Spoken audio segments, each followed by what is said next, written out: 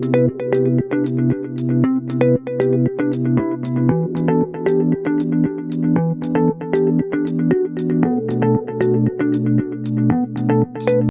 warahmatullahi wabarakatuh. Halo semuanya, selamat datang di podcast Kelompok 3, tempat kita ngobrol santai tapi bermakna. Nah, tema kali ini kita akan berbicara tentang bangga, berbangsa, dan bernegara. Sebelumnya, saya Rahmat akan menemani kalian selama beberapa menit ke depan. Untuk itu, saya akan memperkenalkan 4 narasumber kita.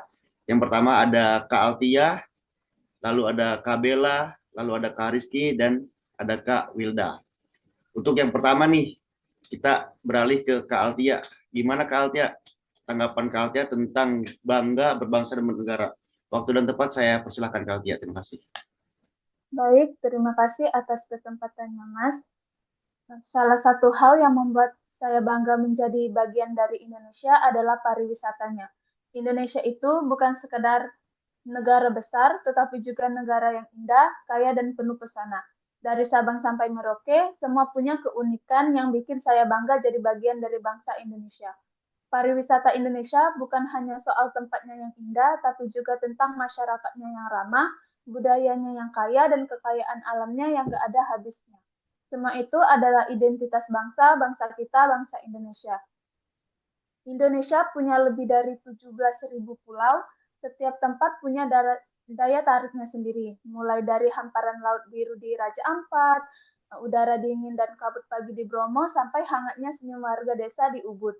Nah, cinta bangsa bisa dimulai dari hal yang sederhana, salah satunya dengan mengenal dan menjelajahi tanah air kita sendiri. Itu salah satu bentuk cinta tanah air yang paling sederhana tetapi juga bermakna. Mungkin itu saja Mas pendapat dari saya. Terima kasih Kak Altia. Kita beralih ke Kak Bella. Waktu dan tempat dipersilahkan. Baik, terima kasih Mas Rahmat. Izin menanggapi. Sebagai warga negara Indonesia, saya sangat merasa bangga karena negara kita memiliki kekayaan makanan tradisional yang sangat luar biasa. Dari ujung barat hingga timur Indonesia, setiap daerah memiliki kuliner khas yang tidak hanya lezat, tetapi juga syarat dengan nilai budaya, sejarah, dan kearifan lokal. Makanan tradisional seperti rendang, soto, sate marangi, papeda, hingga empek-empek bukan hanya memanjakan lidah, tetapi juga menjadi cerminan identitas bangsa yang beragam.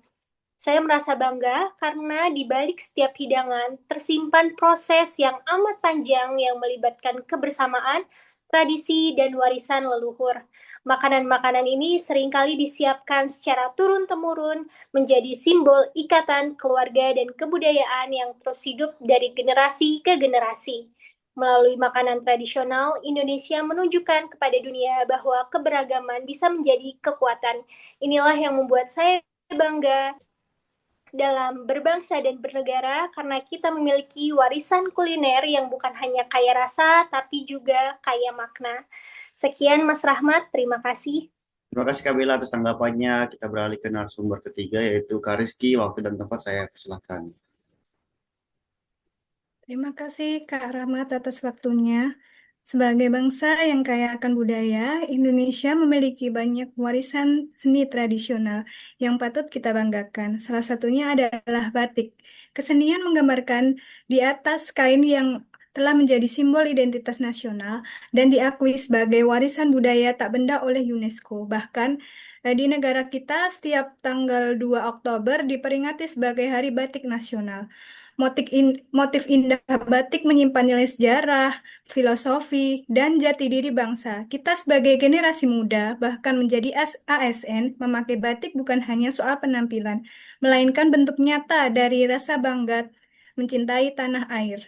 Kampanye cinta batik bukan sekedar simbolis, bahkan menjadi bagian dari gerakan untuk menghargai karya anak bangsa, mendukung UMKM lokal, dan memperkuat identitas nasional di tengah arus globalisasi.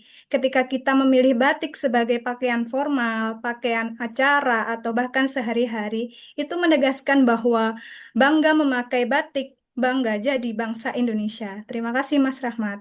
Terima kasih Kak Rizky. Kita beralih ke Kak Wilda. Waktu dan tempat saya persilahkan. Baik, terima kasih Mas Rahmat. Jadi di sini saya akan menjelaskan dari sisi pandang saya terkait dengan keberagaman suku bangsa dan juga terkait dengan kekayaan alam Indonesia. Indonesia ini sangat unik, Mas. Bayangin ada lebih dari 1.300 suku bangsa yang tersebar dari Sabang sampai Merauke. Masing-masing punya bahasa daerah, adat istiadat, pakaian tradisional, sampai makanan khasnya sendiri. Mulai dari suku Dayak di Kalimantan, suku Minangkabau di Sumatera Barat, sampai suku Asmat di Papua, semuanya menyatu dalam satu rumah bernama Indonesia. Selain itu, kita sering dengar istilah Bhinneka Tunggal Ika, berbeda-beda tapi tetap satu juga. Tapi maknanya bukan cuma slogan tentunya. Itu adalah fondasi kebangsaan kita, bahwa meskipun kita berbeda-beda secara budaya, kita tetap satu sebagai bangsa Indonesia. Yang seperti yang kita tahu, kita punya lebih dari 17.000 pulau, hutan hujan tropis yang luas, laut yang kaya biodata, tambang emas, nikel, batu bara, dan potensi energi terbarukan. Bahkan banyak negara lain yang melirik Indonesia karena kekayaan alamnya. Tapi yang lebih penting bagi kita, kekayaan ini bukan cuma soal potensi ekonomi. Ini juga bagian dari identitas kita. Selain itu, kita pun banyak sawah yang membentang, pegunungan yang hijau, dan laut yang biru. Semua itu merupakan warisan yang harus kita jaga tentunya, bukan hanya untuk hari ini, tapi juga untuk generasi yang mendatang. Mungkin saya kembalikan kepada Mas Rahmat, silakan. Terima kasih Kak Wilda. Berbicara mengenai bangga berbangsa dan bernegara, saya sendiri melihat bahwa barang tradisional di Indonesia itu sebagai simbol identitas.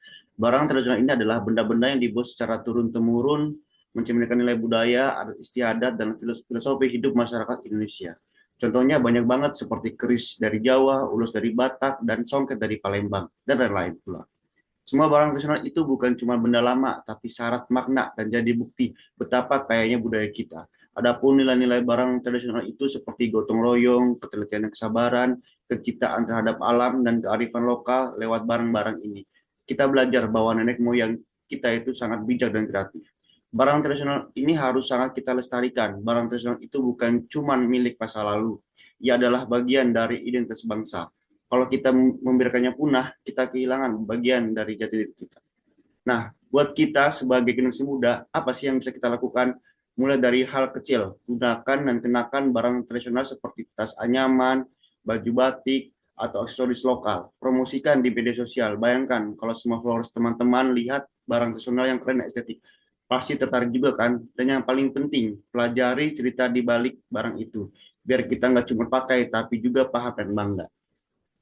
Kesimpulan yang dapat saya ambil dari beberapa hal yang menjadi narasumber akan bangga berbangsa dan bernegara, yaitu yang pertama, dari Kak Altia tentang pariwisatanya, dari Kak Bella bangga akan makanan tradisional, dari Kak Rizky bangga akan kesenian tradisional, dari Kak Wilda bangga akan keragaman suku, fauna dan kekayaan, dari saya bangga akan barang tradisional. Mungkin itulah beberapa insight dan juga tanggapan dari beberapa narasumber kita terkait bangga berbangsa dan bernegara. Sebelum saya tutup, saya akan membacakan sebuah pantun. Beli rambutan di pasar pagi, manis rasanya segar di hati. Terima kasih telah mendengarkan kami. Sampai bertemu di lain hari. Wassalamualaikum warahmatullahi wabarakatuh.